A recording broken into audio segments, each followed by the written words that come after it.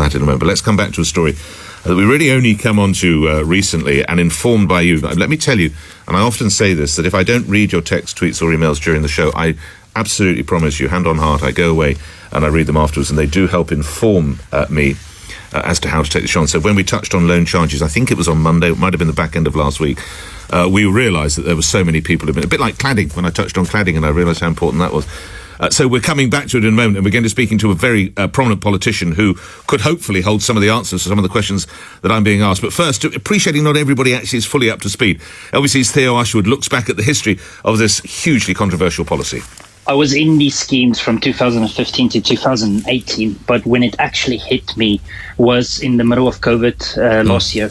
Right. So I got my first demand coming through the post in the middle of lockdown. I mean, it was devastating for us personally because, like all small businesses in this country, we're completely invested in it. Everything we have is dependent on the success of this business. Vault debtor is one of the victims. At the height of the pandemic last year, he received a £50,000 income tax bill as a result of the government's loan charge policy. He's now desperately trying to pay the taxman back.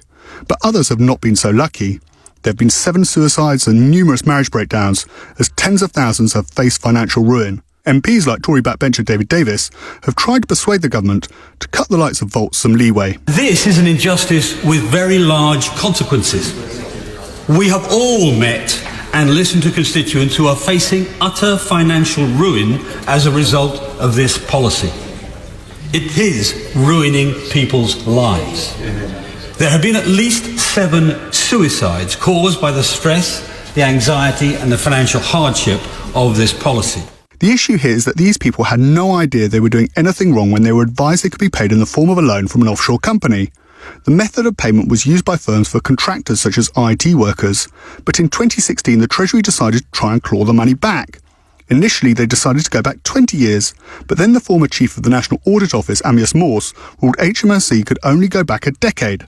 Nevertheless, Tory former leader Sir Ed Duncan Smith does not think that climb down is enough. There are many things at the moment that still are a problem, and I've always been against retrospective tax changes because they're deeply unfair. If you don't like it, and it's the job of Treasury and HMRC, then deal with it at the time.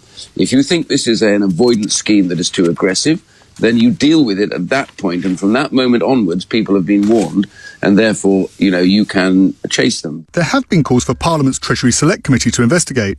The only problem is that its chairman, Mel Stride, was a Treasury Minister when the loan charge came into force 2 years ago. And would you believe it?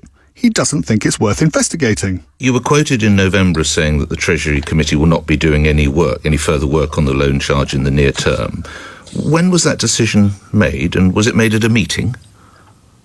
Well, the committee has a number of meetings at which it looks at the kind of issues that it wants to pursue in the future, and we set out our programme accordingly. And so as things stand, the government is not prepared to give ground, which for Vault and tens of thousands of others offers no respite at all. You can't pay it. It's more than what you earn in a year's salary. So for me personally, when it hit me, the amount, I completely shut down. My hormones shut down. I was diagnosed with PTSD. My hormones, I have to be on hormone replacement therapy for the rest of my life. Because the thing is, it is so devastating. Theo Usherwood reporting. Now, we complain a lot about our MPs, but this is one instance where, as I think David Davis said in that package, in that story, or Iain Duncan Smith said, the constituents are clamouring for help. So let's turn to Lib Dem leader, who's co-chair of the all-party parliamentary loan charge group. So there is a group about that. Sir Ed Davey, who joins me now. Sir Ed, what are your colleagues trying to achieve with your committee? Good morning. We're trying to achieve some justice. These people, and we reckon there's over 50,000. Is it as many as that? Have been hit with devastating tax bills, and we think the legal basis for the loan charge is highly questionable because it is a retrospective tax. It taxes people on income they didn't think would be taxed, and that's really against the rule of law. It's against a British political principle. And what worries me is the Treasury and Her Majesty's Revenue and Customs seem to be hitting the self-employed contractors and small business hard all the time. There's the loan charge, there's the changes to IR35, which hits contractors, and frankly it's the way they've treated so many self-employed people during this pandemic, excluding about 3 million self-employed and small businesses from any help whatsoever. In other words, the Treasury Treasury and the HMRC are serial offenders attacking self-employed people who are just working and trying to do their best. It's not acceptable. Do you sense the government's listening? No, they haven't listened. And I've got a lot of respect for David Davis and Iain Duncan Smith, Conservative backbenchers, who have worked with me and Labour colleagues and SNP colleagues on an all-party way to try to get the government to listen. But they just haven't. And you made this point that a former minister, Mel Stride, who was opposing what our cross-party group was saying for many years when he was a Treasury Minister, he's now chair of the Treasury Select Committee, and he won't look into it. This is not good enough. And, we have how that looks outside, Ed, if I may call dreadful. you Ed. Because I couldn't run a company in that fashion, and nor should I be able to. It is teachers pupils marking their own homework, Ed. That's what it is. It is, and I'm afraid there are too many examples of recent ministers going from either being Secretary of State or a junior minister and then chairing a Treasury Select Committee. Mel Stride isn't the only one. There's Jeremy Hunter, the Health and Social Care Select Committee, for example. Yes. I think Parliament needs to look how it organises itself.